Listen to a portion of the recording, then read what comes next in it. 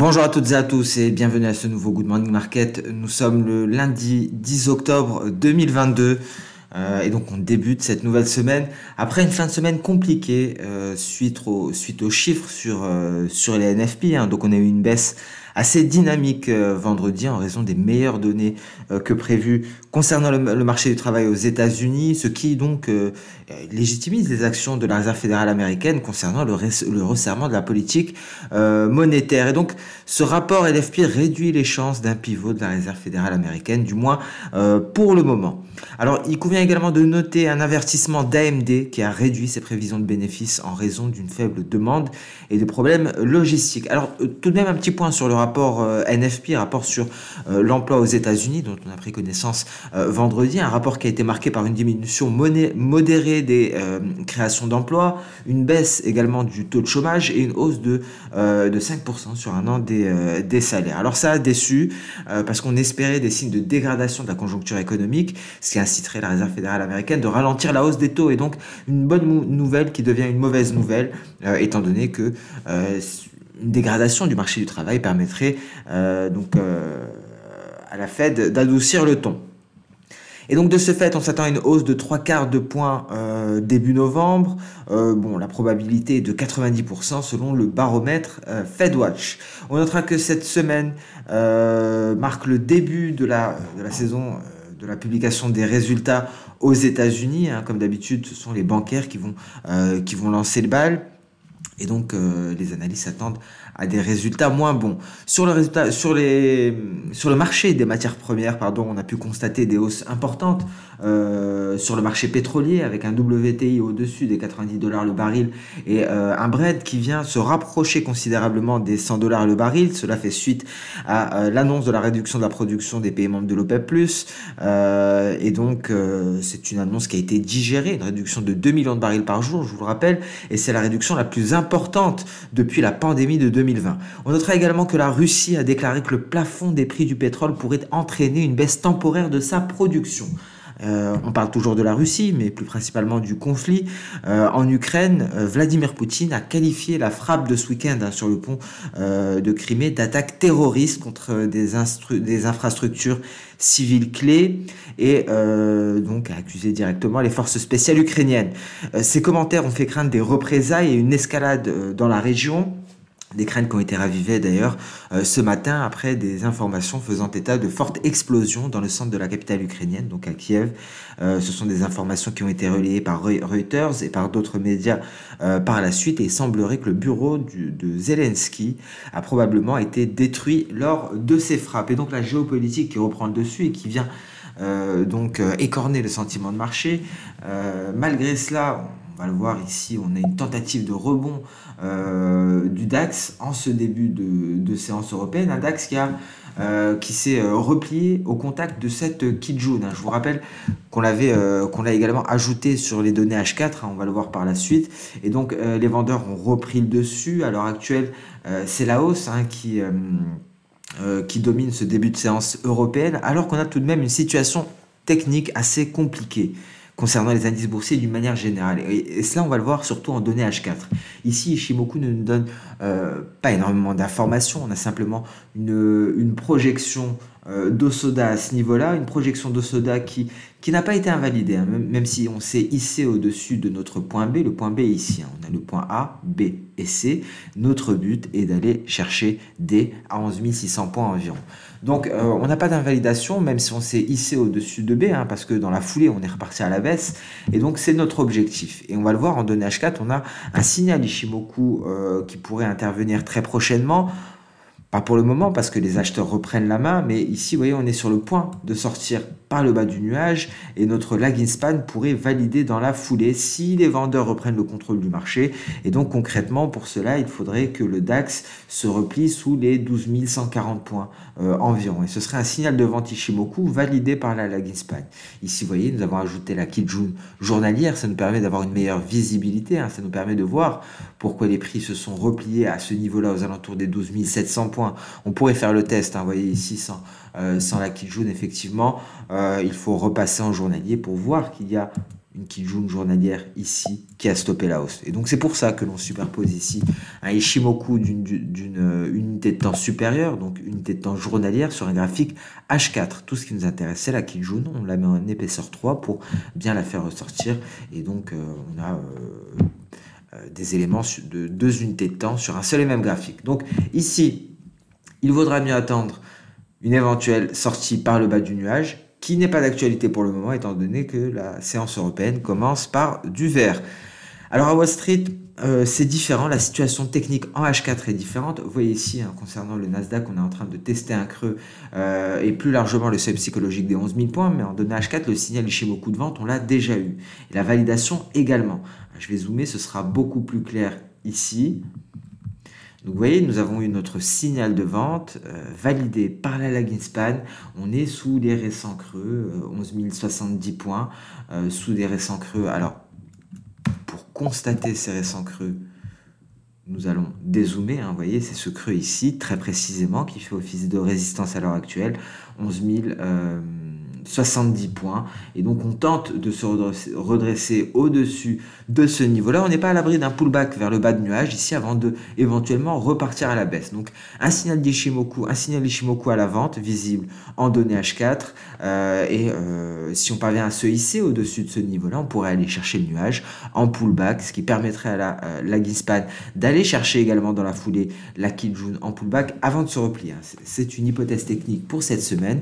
On va le confirmer ou non dès demain ou après-demain. Concernant le S&P 500, pareil, hein, on teste une zone de support majeure, une zone de support que l'on avait mis en avant ici, on l'avait souligné en jaune, hein, souvenez-vous, on avait déjà atteint l'objectif, la projection d'Osoda très précisément à ce niveau, tentative de rebond qui n'est pas allé jusqu'à la Kijun journalière, contrairement au Nasdaq, avant de se replier, un retour vers la zone de support. À l'heure actuelle, sortie de nuage par le bas, on a eu, je pense, de justesse notre validation. Alors on va essayer de constater ensemble. La validation nous a été donnée ici par la lagging span que l'on va mettre en... On va l'épaissir quelque peu, ce sera beaucoup plus visible, donc Chikou span ici. Donc vous voyez, nous avons eu notre validation.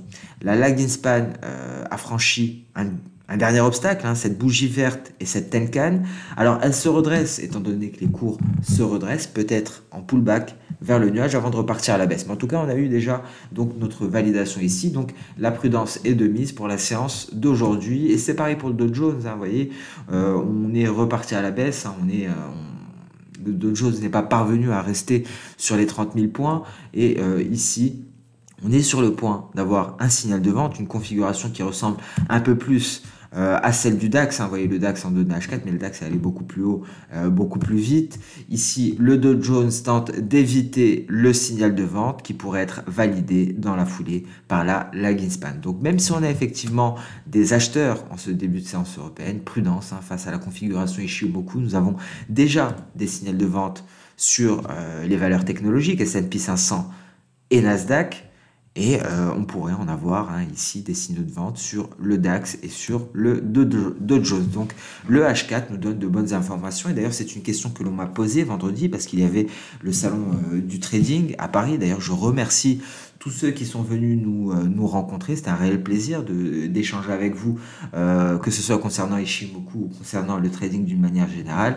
Et donc, on m'a posé la question de savoir quelle est la meilleure unité de temps pour utiliser Ishimoku. Et la réponse, la voici. Hein, ça va dépendre de la configuration technique. Et aujourd'hui, ce sont les données H4, ce sont les graphiques en 4 heures qui nous donnent les meilleures informations avec des signaux Ishimoku, alors que en données journalières, on n'a pas grand-chose ici, étant donné qu'on n'a pas marqué de plus bas, on n'a pas cassé de Kijun, on n'est pas sorti de nuage, donc on n'a pas grand-chose en journalier, alors qu'en 4 heures, on est sur le point d'avoir des signaux.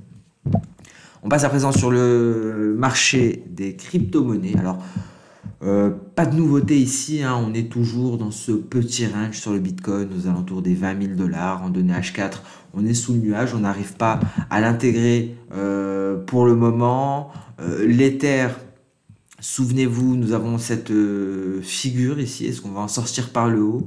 Est-ce qu'au contraire, finalement, c'est la figure en épaule, tête-épaule qui aura raison de l'Ether et donc on va poursuivre en direction des creux à 900 $, voire 850 $ l'Ether. Donc à suivre. Hein, pour le moment, pas de changement. Ici en données H4, on est en train d'osciller autour du nuage. On a eu un petit test de la moyenne mobile à 50 périodes, mais pas de succès ici. On ne parvient pas à la franchir. Donc pas de nouveau pour le moment. Ça dépendra du sentiment global de marché. A priori, hein, on a eu dans la nuit de jeudi à vendredi d'ailleurs un hack d'un bridge de la blockchain Binance, hein, la Binance Smart Chain, et donc des centaines de millions de dollars ont été dérobés suite à ce hack. Ça a quelque peu pesé sur le marché de la crypto-monnaie, hein. On en parle ici on en parle rapidement. Donc hack sur Binance qui a pesé vendredi sur le sentiment de marché concernant les crypto-monnaies, mais on pourrait retrouver des couleurs aujourd'hui si c'est le cas, en tout cas pour le marché action. Voilà pour les crypto-monnaies. On passe à présent sur le compartiment des matières premières avec un gold qui a bien récupéré mais qui cède à nouveau avec une reprise de contrôle des vendeurs, hein. On sait ici au-dessus de la ligne de coût, mais attention, on pourrait invalider cette hausse au cours de cette semaine. On le voit ici d'un point de vue journalier et c'est assez intéressant, hein. Vous voyez comme effectivement cette précédente projection de Soda, hein, celle qui venait des records historiques pour le gold, hein. Je vous rappelle que cette projection venait de 10 070 $ l'once. Elle nous a ramené à 1722. Visiblement, c'est la résistance ici qui a freiné les cours, qui a freiné les acheteurs et on repart à la baisse, mais cela dépend bien entendu du billet vert, un billet vert qui retrouve des couleurs et donc cela vient peser sur les métaux précieux. Pareil pour le silver, on avait un retour des traders de Wall Street Bets, donc de Reddit, sur le silver avec un retour du hashtag short squeeze silver et maintenant c'est retour à la baisse avec un billet vert qui se renforce. Alors le pétrole, alors on avait parlé de la clôture mensuelle, hein, et voyez-le, ça a été très important d'attendre et la clôture et le début de l'ouverture de la bougie mensuelle pour le mois d'octobre, parce que vous voyez l'ouverture s'est faite très précisément sur la Kijun. Donc ça aussi c'est très important parce qu'on va en parler. Ce graphique m'a permis de répondre à une question que l'on m'a posée également lors du salon du trading. Lorsqu'on a un signal Ishimoku, est-ce qu'on entre en position dans l'immédiat ou est-ce qu'on attend la clôture de la bougie? Alors ici, ma réponse, je me suis servi du pétrole WTI pour répondre à cette question parce qu'effectivement, la réponse n'est pas évidente. Alors des fois, on peut ne pas attendre la clôture de la bougie lorsqu'on a un signal Ishimoku et entrer directement en position, mais dans ce cas-là, il faut vraiment qu'il y ait un catalyseur, dans ce cas-là baissier, qui puisse donc, qui puisse augmenter la probabilité d'une baisse qui se poursuit. Donc il faut un marché qui s'effondre concrètement. Ici, le marché du pétrole était un très bon exemple. Alors la règle concernant la théorie Ishimoku, c'est qu'il faut attendre la clôture de la bougie pour estimer qu'il y a un signal de vente. Parce qu'effectivement, avant clôture, on pourrait retracer ici, avoir simplement une mèche inférieure et avoir une clôture à ce niveau-là. Donc, il n'y a pas de signal à la clôture. Donc, la théorie veut que l'on attende la clôture de la bougie, mais lorsqu'il y a un catalyseur baissier inattendu, on peut y aller. Si on a cassé la bougie, même si on n'a toujours pas clôturé, parce qu'effectivement, le temps que l'on clôture, on pourrait être déjà très bas. Ici, pour le pétrole, c'est l'exemple inverse. Dans ce cas-là, on avait donc la réunion des pays membres de l'OPEP+, et on s'attendait à une réduction de la production. Donc, dans ce cas-là, au vu de l'état du marché pétrolier, on ajoute une seconde couche donc de précaution, si je puis dire, en attendant l'ouverture de la prochaine bougie. Donc on n'attend pas seulement la clôture de la bougie mensuelle actuelle, on attend également l'ouverture de la prochaine. Et ici c'était un excellent exemple pour illustrer cela. Vous voyez, l'ouverture de la prochaine bougie mensuelle s'est faite sur la Kijun et donc il n'y avait pas de signal ici. Et donc on n'est pas allé chercher dans l'immédiat les 70 $ le baril, hein, c'était un palier ici de SSB. Au contraire, on allait se rapprocher des 100 $ le baril. Donc voilà, c'était vraiment un très bon exemple, je pense, pour voir à quel moment on peut y aller directement, même s'il n'y a pas clôture, quand il faut attendre clôture et quand il faut attendre même l'ouverture de la prochaine bougie. Donc voilà pour le pétrole WTI. À présent, vous voyez d'ailleurs ce qui a freiné la hausse, c'est un nuage Ishimoku ici. On est en train de rejeter l'intégration de ce nuage. En plus, on a une dead cross de moyenne mobile. C'est un signal de vente assez fort. Donc tant qu'on ne s'est pas hissé au-dessus au-dessus du nuage, c'est baissier sur le pétrole. Malgré l'annonce ici de la réduction de la production, on pourra avoir d'autres annonces éventuellement qui pèsent sur le marché pétrolier. En tout cas, d'un point de vue technique, à l'heure actuelle, c'est baissier et on pourrait perdre pas mal de terrain. On pourrait perdre 4 dollars le baril pour le WTI pour aller se rapprocher ici de cette moyenne mobile simple à 50 périodes que l'on retrouve ici en vert aux alentours du retracement de Fibo à 61,8%. Alors, bon, en données H1, je pense qu'il n'y aura pas grand-chose à l'heure actuelle. Alors, gaz naturel, on en a parlé. On a un signal de vente Ishimoku qui a été validé ici, qui fait suite à une belle figure en épaule, tête-épaule. Donc, on marque le pas tout de même sur le gaz naturel, mais on n'est pas allé jusqu'à l'objectif théorique. Donc, potentiellement, hein, mieux vaut être baissier ici sur le gaz naturel. Alors, ce que l'on va faire, on va tout de même voir quelque chose que je fais très souvent hein, pour les auditeurs de longue date, vous le savez, une projection de soda à la sortie de la figure en épaule tête-épaule et vous voyez hein, ça nous permet de constater effectivement pourquoi on a marqué une pause sans aller chercher l'objectif théorique. C'est parce qu'on a déjà atteint une projection de soda, donc pour le moment on attend de casser les 6.360 pour espérer aller chercher l'objectif théorique aux alentours des 5.630. Alors pour les nouveaux auditeurs, parce que j'ai rencontré beaucoup de personnes au salon du trading qui vont peut-être faire parmi des auditeurs aujourd'hui, comment on fait habituellement pour avoir l'objectif théorique d'une figure en épaule tête-épaule? On mesure la hauteur de la figure hein, ici par exemple hein, vous avez des outils, un rectangle par exemple pour mesurer facilement la hauteur que l'on reporte ici sur l'endroit où nous avons cassé la ligne de coût et ça nous donne l'objectif théorique de la figure. Voilà pour le gaz naturel. On passe à présent sur le marché d'échange. Alors je vous avoue qu'aujourd'hui je n'ai pas eu le temps de jeter un coup d'œil sur le marché d'échange, mais nous le savons, le dollar américain retrouve des couleurs. Après avoir marqué un creux, vous voyez, on avait cassé la Kijun. Et donc concrètement, et là c'est intéressant de le voir parce que, encore une fois, je fais un parallèle avec le salon du trading parce que ça me permet de voir ce qui pose problème à ceux qui débutent dans Ishimoku. Ici, ceux qui suivent le Good Morning Market assez régulièrement depuis de nombreux mois, vous avez, je pense, je l'espère en tout cas, des mécanismes, des habitudes, et donc nous ne sommes pas forcés de répéter certaines choses, mais là je fais j'ajoute des détails aujourd'hui pour les nouveaux auditeurs pour comprendre un petit peu les interactions Ishimoku. Alors pourquoi on a rebondi sur le biais vert ici? C'est une question qu'on pourrait se poser. Vous voyez, il n'y avait ni support, ni Kijun par exemple à ce niveau-là. La Kijun avait déjà été franchie, donc pourquoi avons-nous rebondi? Donc j'ai parlé d'observation lorsqu'on se lance dans Ishimoku. Il vaut mieux le faire en 1 minute pour que ce soit plus rapide. L'observation c'est très important pour voir comment réagisse chaque élément au contact, chaque élément Ishimoku au contact d'autres éléments. Ici, ce qui aurait été intéressant serait de voir la lagging span à ce niveau-là. Pourquoi la lagging span aurait été important? Tout simplement parce que c'est la lagging span qui explique ici ce rebond. Vous voyez, le point où nous avons rebondi, c'est tout simplement aux alentours du point de contact de la lagging span avec des obstacles. Des obstacles, on retrouve ici, ce sont toutes ces bougies-là. Et donc, c'est à ce niveau-là où les acheteurs ont repris la main, même s'il n'y avait rien pour les prix.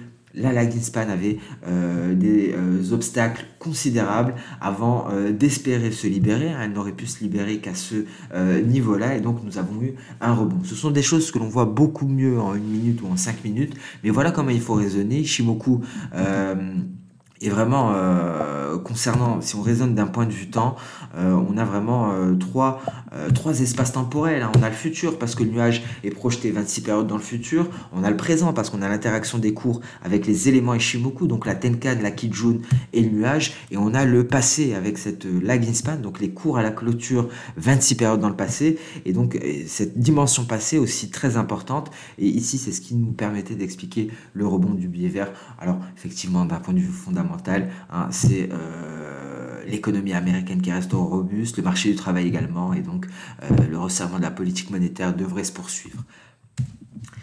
D'un point de vue H4, vous voyez, on est sur le point d'avoir un signal d'achat, donc une vigueur du dollar qui devrait se renforcer davantage aujourd'hui. On va attendre tout de même d'avoir la validation du signal qui va intervenir ici, lorsque notre lagging span va réussir à son tour à sortir du nuage par le haut. Et donc, à partir de ce moment-là, vous voyez pourquoi c'est une validation du signal, parce qu'elle n'aura plus d'obstacle ici.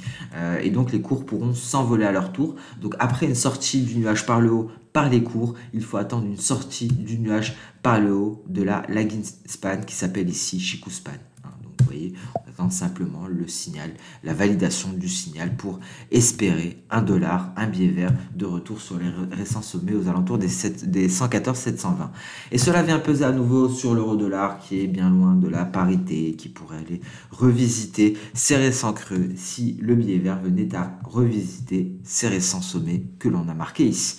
Donc voilà pour le marché des changes. Merci à toutes et à tous pour votre attention. Alors on n'a pas eu beaucoup de Good Morning Market la semaine dernière, je m'en excuse, et d'ailleurs c'est le cas depuis quelques semaines. Sachez que je suis à nouveau seul au département recherche. Bénédicte est parti vers de nouveaux challenges professionnels, et donc je vais renforcer très prochainement l'équipe de recherche. Chez XTB, j'aurai beaucoup plus de temps, et donc on aura beaucoup plus de vidéos ensemble comme à l'accoutumée. Merci à toutes et à tous. Je vous souhaite un très bon début de semaine, une très bonne séance de trading, et on se donne rendez-vous dès demain pour le prochain Good Morning Market. Au revoir.